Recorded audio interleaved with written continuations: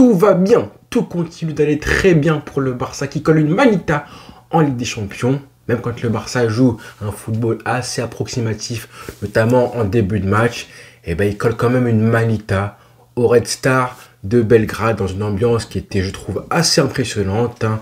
Voilà, à l'extérieur, en Serbie, dans le froid, etc. Et pourtant, même quand les individualités sont pas forcément en forme, et ben tu colles une manita et tu aurais pu en mettre encore plus avec un peu plus de précision, on va dire ça, et des joueurs un peu plus impliqués, notamment au milieu de terrain. Mais bon, on s'est quand même régalé. Et puis c'était une belle affiche, hein. Red Star de Belgrade face au Barça, deux équipes, deux anciens vainqueurs de la LDC. C'est pas comme si on affrontait le PSG. Là, c'était une belle équipe avec des joueurs intéressants, par-ci, par-là, dont Silas qui a marqué un but. Ça, c'était pour ma petite fierté personnelle, hein, du peuple congolais.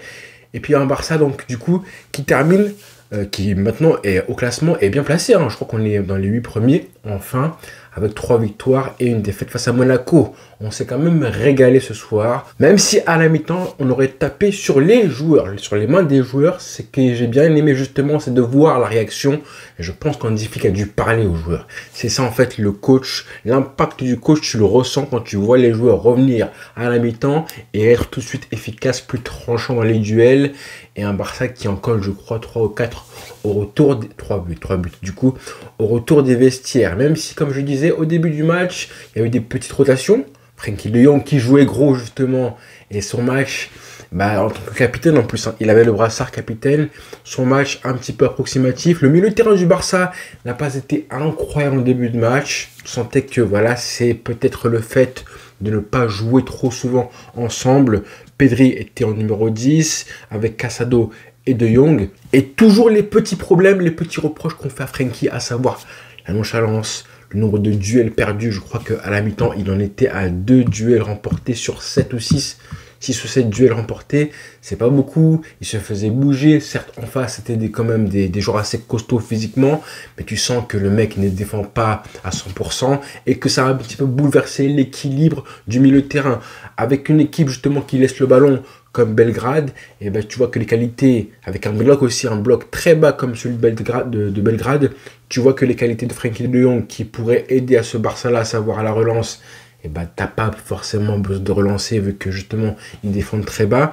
Et aussi la capacité à casser des lignes, et ben tu la vois pas non plus parce qu'ils défendent très bas. Donc on avait un Frenkie un petit peu, non seulement avec ballon inutile et sans ballon nonchalant. Donc pour l'instant, on va pas le blâmer.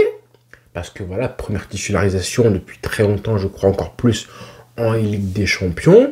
Mais on veut quand même, on veut pas avoir un joueur qui bouleverse le collectif comme ça. Et je sais pas si c'est que lui le problème, hein, mais tu sens que le milieu de terrain n'était pas assez dominateur. C'est pas très grave, comme j'ai dit. Après le retour des vestiaires, on a vu le vrai Barça justement, qui a déroulé et qui nous a régalé. Avant ça, forcément, le Barça a ouvert le score sur un énième coup de pied arrêté. Il faut le dire, hein. Il faut à chaque fois souligner les progrès du Barça sur les corners, les coups de pied arrêtés. Bah, on a marqué combien de buts depuis le début de saison, alors qu'avant c'était vraiment le talon d'Achille du Barça sur un but d'Inigo Martinez, une passe de Rafinha magnifique et une tête décroisée absolument magnifique tout autant. Ça fait du bien pour Nico Martinez qui continue de montrer à quel point c'est le patron. Araujo, Koundé aussi, on sait très bien que sur les coups de pied arrêtés, ils sont très bons, mais lui, franchement, hein, c'est pas à négliger. Hein. Christensen, c'est pareil. Donc, ça fait pas mal de joueurs, d'armes, de joueurs qui peuvent marquer sur les coups de pied arrêtés de la tête. Ça change et ça fait du bien. Ça débloque un match. Hein. Tu le comprends à ce moment-là.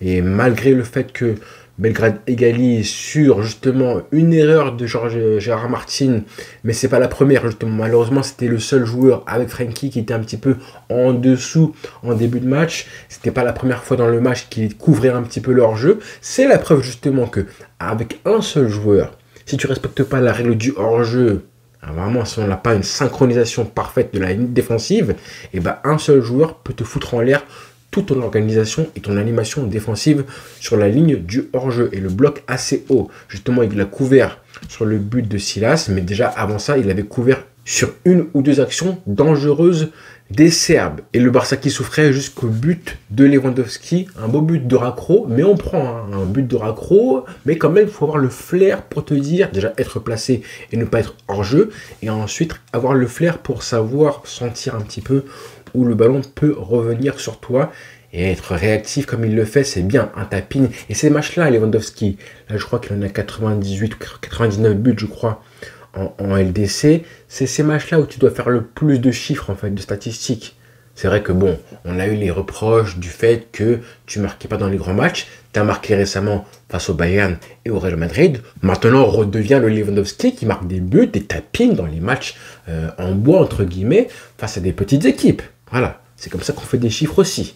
Tu es à numéro 9. Hein. Donc, il aurait pu marquer un triplé, voire un quadruplé sur 2-3 actions parce que Lamine Yamal, à la mi-temps, je me disais, mais en fait, là, il a fait un nombre de passes, Lamine Yamal, qui aurait dû être décisive. Il y en a une que Rafinha a envoyé dans le ciel, Lewandowski c'est pareil, et je me disais, mais Lamine Yamal, le match, ça fait plusieurs fois, hein, plusieurs matchs où je me dis, il marque pas de but, il fait une passe décisive certes, ou pas, des fois, parfois même pas, donc c'est un petit peu dommage qu'ils finissent pas le match avec au moins un chiffre, une statistique, soit une passe D, soit un but, alors que son match, mais il distribue des carrières à tout le monde, et lui, il n'est pas servi. C'est dommage, hein, j'en parlais justement avant-hier. Le Barça ne touche pas assez Lamine Yamal.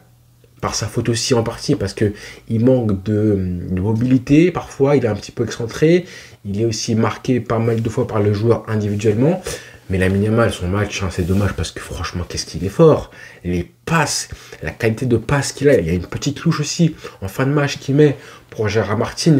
Contrôle manqué, mais en vrai, il aurait pu finir avec au moins 3 ou 4 passes D, ce mec-là. Surtout qu'en plus, c'était le joueur le plus déséquilibrant du Barça, en fait. Sur le côté droit, il ne se passait que des actions côté droit. Le danger venait côté droit. À gauche, Gérard Martin, trop léger.